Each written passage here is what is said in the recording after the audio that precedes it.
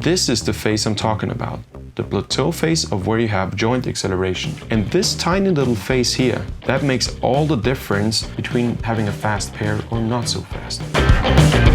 I just sit here at my desk and look at the video a couple times, and as you can see, it looks very good. There's a super clean finish, nice blade work. Really, there's nothing much to say except one thing, and the question is, why is that pair not faster than it is? And I want to use this video to talk about one of the most underrated issues I see in a pair. When you roll a pair, your main idea is to stabilize that boat first. And anybody who has ever sat in the pair, you know what I'm talking about. It's so difficult to stabilize that boat. There are so many issues, and once you get this boat somewhat going, you're just happy that you don't fall into the water. And eventually you get more speed, you become faster, but many teams don't pass that point of having stability, and past that point is where you get actually speed. Because the same principle that applies to a single or a double or a quad also applies to the pair, but it is often forgotten for the sake of having stability. Most people know that the force curves in a pair are not symmetrical, which means the stroke and the boat, they don't influence the boat the same way. And the reason for this is, very briefly, the position you have here. If we just look at the finish position, the bow guy has way more influence on the direction the boat is traveling. So which means the bow guy here needs to be careful that he doesn't overdo it. On the other hand side, the stroke guy here can have a pretty long finish. The force curves look a bit different. So the stroke has a softer entry and a bit of a longer plateau towards the finish, while the bow can have a pretty rapid pickup of force. Then there's an overlap and a fade out in order not to turn the boat into one direction. What most people don't do in the pair is they don't emphasize that plateau phase enough. This is the phase I'm talking about, the plateau phase of where you have joint acceleration. And this tiny little phase here, that makes all the difference between having a fast pair or not so fast. To me, this is also one of the reasons why the Kiwi pair, so Eric Murray and Hamish Bond, were so fast. Their overlap, in my humble opinion, was simply more than with anybody else.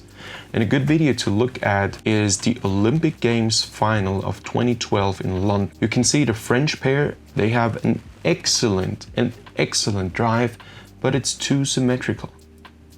They don't have the same acceleration. And if you look at the Kiwi pair, what they do is they really manage to stretch out that center face here to a maximum, because they understand that they need to move differently.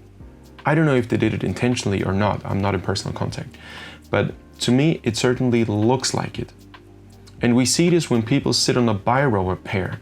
There are differences in force curves if that pair is fast. I think, Robert, this is what you need to focus on. I just had a junior pair from a different country over here, and they had exactly the same problem. It looked good, but the overlap was too little. Robert, if you can work on that, this will solve a lot of issues.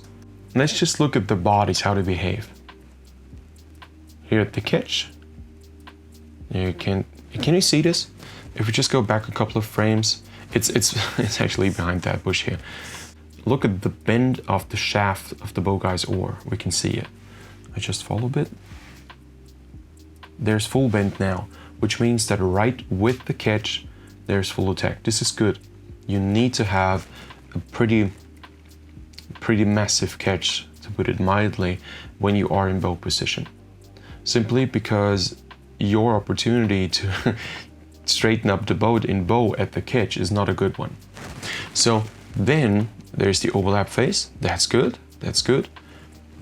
And the stroke guy now is too short. You see this? At that point of time, you shorten the stroke way too much. Of course you lean back, but it's too much in sync. Let me show you again what I mean. Let's delete that arrow. Analyzing pairs is always quite challenging, quite difficult, especially to understand how a pair needs to move in order to be fast. But this is such a common problem. I really wanted to talk about these two Russian athletes. So here at the catch, you see an early bend of the bow guy. You may say, all right, what if the stroke guy has an early bend as well? It's possible, I don't see it. but to me it does look like there's a bit of a difference. That's good. What I like is that the stroke guy has a solid and long leg drive. There's a beautiful hang here in the shoulder. That's very good. And just watch the bow guy for a minute. The upper body is upright and the arms already come in. You see this? Just watch the bow guy in the blue shirt. Legs straighten up, upper body just barely moves back. Basically it's into an upright position. And that's it. Then the arms come in. There is no upper legs to upper body transition where you would use the upper body weight, because this is what makes a boat fast. And this is one of the problems I see. You know, in bow position, you have to adapt to the stroke guy. If you have a long reach at the finish in terms of using legs and then use the upper body weight to join in with the legs when the legs are almost done, this would make you very fast in a single. But if you did this here in a pair and your stroke guy is not prepared, you do have a problem. You're going to turn the boat and you don't want to do this. So the problem here is that the bow guy could row longer, but he doesn't row longer because the stroke guy isn't ready. So it's not the stroke guy's fault, it's just the way that pair is set up. Should they change positions? You can, but you don't have to. I think you can fix it that way as well. Now let's look at the stroke guy. I know this extra reach forward, the outside shoulder deeper than the inside shoulder, this is all obvious. But let's talk about the elaborate fine-tuned stuff here. The problem here is that this stroke is good, but at that point, you should be keeping your upper body and shoulder engaged right there. And you should not activate the shoulder too early and come in with the arms. But this is exactly what's happening. The drive, drive, drive. Now the arms come too early. If you tighten up the arms, the problem is that you cannot fully engage the upper body dynamics. If you want to create maximum speed, you have to use legs, then the upper body joining in, and then the arms joining in after the upper body has initiated the motion, simply because of how strong and effective the levers are. If you use your strongest lever, the legs, together with your arms, there's no way that you will use full leg power, because only extended arms can transfer all the leg power, but bent arms can never transfer what your legs can apply. And everybody can do more squat than bench pull, or most people can. This is why it's not good to bend your arms too early. Of course it works, and realistically in a rowing race, especially in a single, you will probably never have more than 30, 40, 50 kilos on your hand anyway, on both hands combined. But you gotta be able to do this 200, 240 times on a 2K or 140 to 100 times in a 1K race, depending on your stroke rate and how fast you are. So you have to be wiser in terms of how you use your lever. Another thing why it's important for the stroke guy to use his upper body just before the arms come in is that the upper body is the second strongest lever, and it's connected directly with the legs. So you see the legs are still a bit bent, so they're still engaged. And if you use now the upper body, keep the arms loose, a bit loose, and just pivot a little farther back before you engage the arms, you basically lengthen out the force curve. So instead of having that drop off here, you could just lengthen it out ever so slightly. And this is what makes the difference between losing and winning. These tiny things repeated 100, 200 times in a race. And if you become longer here, what you then allow your bow guy to become a little longer as well. And this again would increase the overlap phase. This is a bit too optimistic what I'm drawing here, I know.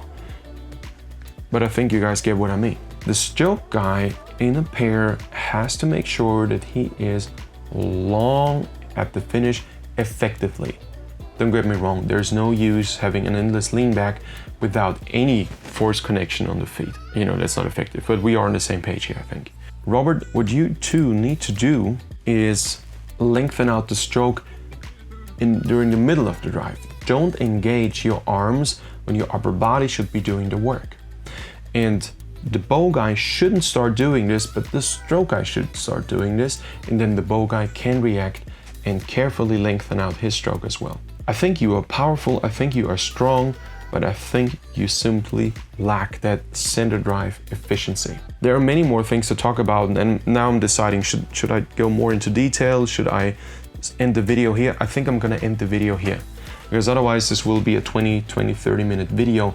I could talk about this for probably 30 minutes to an hour. But again, I want to keep it short, simple, and understandable. If that was not clear and you would like to have a continuation of that video, let me know. Please put it in a comment below. If there are enough people asking for it, I'm very happy to look into that video once more. Robert, ladies and gents, girls and guys, I hope this was interesting for you. For me, it certainly was.